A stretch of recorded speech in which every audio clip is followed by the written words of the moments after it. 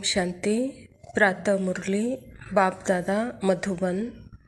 मीठे बच्चे, तुम रुद्र ज्ञान यज्ञ में बैठे हो। रुद्र शिव बाबा तुम्हें जो सुनाते हैं वह सुनकर दूसरों को ज़रूर सुनाना है। यह प्रजापिता ब्रह्मा कुमारी ईश्वरीय विश्वविद्यालय स्वयं निराकार परमपिता परमात्मा शिव प्रजापिता ब्रह्मा के शरीर में आकर के बना की है। तो परमात्मा खुद ही कहते बच्चे यह ज्ञान यज्ञ है, रुद्र ज्ञान यज्ञ है।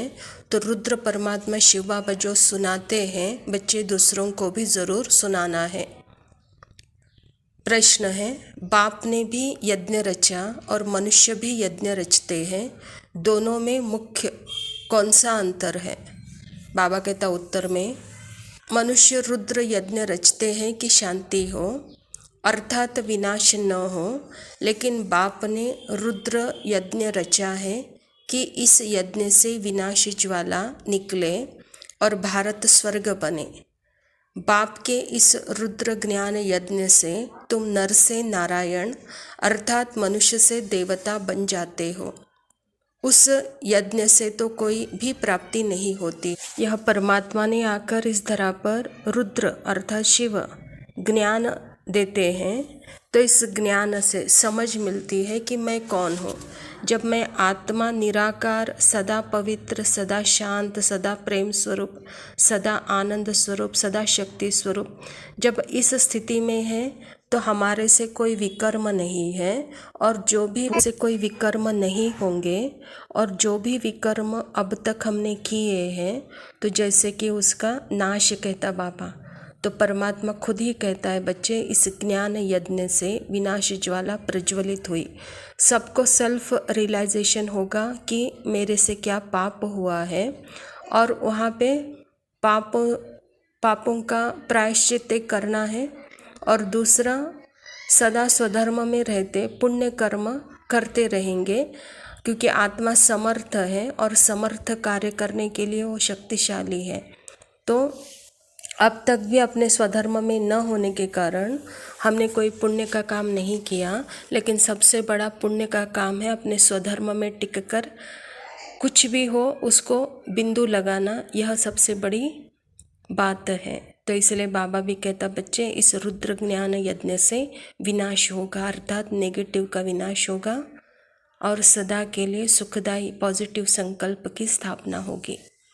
गीत है, तुम्हारे बुलाने को जी चाहता है, हे भगवान तुझे बुलाने को जी चाहता है। धारणा के लिए मुख्य सार है, अर्पण होने के साथ साथ अपनी बुद्धि को विशाल बनाना है।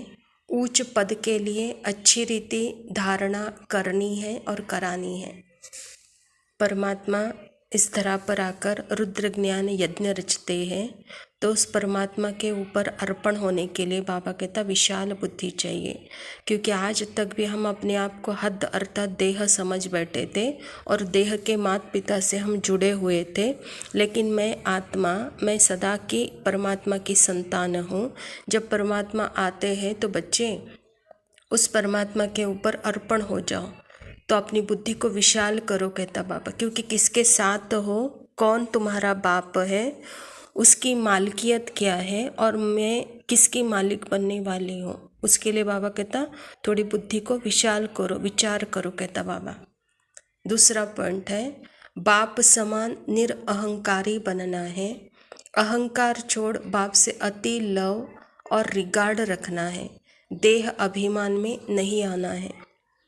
परमात्मा पिता बन करके हम बच्चों को, जैसे लौकिक में भी कोई माता पिता बच्चों को सिखाने के लिए बच्चे बनते हैं, तो यहाँ स्वयं निराकार परमात्मा पिता जो सारे सृष्टि का मालिक होते हुए भी अपने बच्चों को पढ़ाने के लिए इतना साधारण तन में निरहंकारी होकर के हमको यहाँ पे आकर के इस ईश्वरीय विश्वविद्यालय के द्वारा हमको पढ़ा रहा है।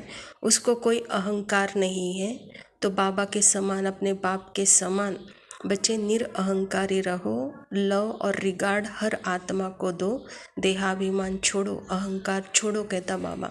वरदान है, मालिक बन कर्मेंद्रियों से कर्म कराने वाले कर्म योगी कर्म बंधन मुक्त भव। ब्राह्मण जीवन कर्म बंधन का जीवन नहीं, कर्म योगी जीवन है। कर्मेंद्रियों के मालिक बन, जो चाहो जैसा चाहो, जितना समय कर्म कराना चाहो वैसे कर्मेंद्रियों से कराते चलो, तो ब्राह्मण सो फरिश्ता बन जाएंगे। कर्म बंधन समाप्त हो जाएगा। यह देह सेवा अर्थ मिली हुई है। कर्म बंधन के हिसाब किताब की जीवन समाप्त हुई। पुरानी देह और देह के पुराने संबंध समाप्त हुआ, इसीलिए इसे मरजीवा जीवन कहा जाता है। देह जड़ है और आत्मा चैतन्य है। जड़ शरीर को चलाने वाली ये चैतन्य आत्मा है। तो जब आत्म की स्मृति है तो सदा इस शरीर से जो भी कर्म करते हो बच्चे, इस कर्म में आपको कोई थकावट या गिरावट की महसूसता नहीं होगी, क्योंकि यह कर्म योग अर्थात स्वयं के स्मृति में रहकर जितना भी करो, परमात्मा खुद कहते हैं कि सेवा अर्थ यह जीवन मिली हुई है। तो इस सेवा अर्थ कर्म बंधन के हिसाब किताब अर्थात देहाभिमान में आकर के उस बंधन के हिसाब किताब का जीवन समाप्त हुआ। जो भी समय मिला है मुझे अशरीरी बनकर इस शरीर से कर्म करना है, इस शरीर से कर्म लेना है, अपने कर्म बंधनों को अर्थात देहाभिमान को मिटाना है और कर्म योगी जीवन बनाना है। कर्मों से भागना नहीं है। कर्म हमारा जीवन है। श्रेष्ठ कर्म करने के लिए ही यह जीवन मिला है, कहता बाबा। स्लोगन है, दिलाराम के साथ का अनुभव करना है तो साक्षीपन की स्थिति में रहो। अच्छा, मीठे मीठे सिखिलदे बच्चों प्रति माता पिता बाप दादा का याद प्यार और गुड मॉर्निंग। रूहानी बाप की रूहानी बच्चों को नमस्ते। हम रूहानी बच्चों की रूहानी बाप दादा को याद प्यार और नमस्ते। थैंक यू बाबा, गुड मॉर्निंग, लव यू बाबा, ओम शांति।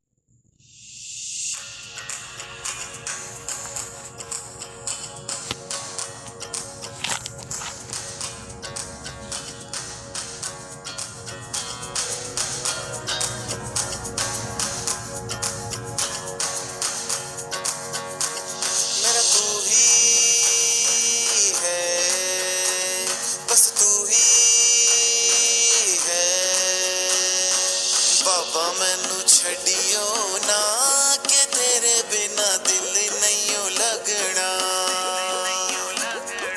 जैसे भी तू रखेगा हो बाबा तेरी मर्जी से रहना। मैं जी सकदा नहीं, मैं रह सकदा नहीं, कोई दूसरी भी ख्वाहिशा में रखदा नहीं। नहीं दो जाते तेरे जैसा पालन हारो बाबा तुझा और नहीं मिलना। जैसे भी तू रखेगा हो बाबा तेरी मर्जी से रहना।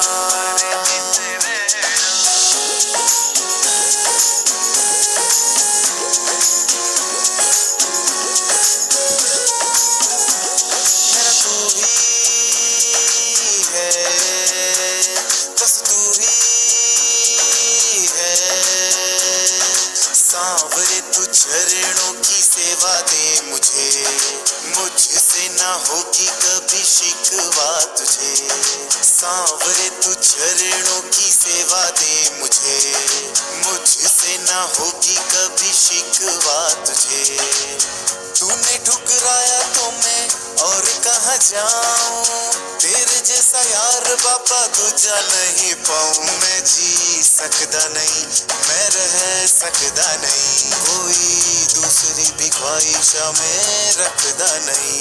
नहीं दो जा तेरे सिवा, रंग तेरा चौखानी पे चढ़ाओ बाबा दूजा नहीं हो चढ़ना।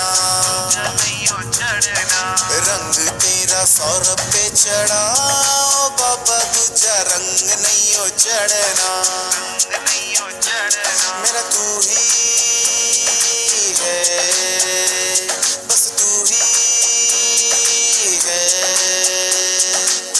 बाबा मैनू छड़ियो ना कि तेरे बिना दिल नहीं लगना जैसे भी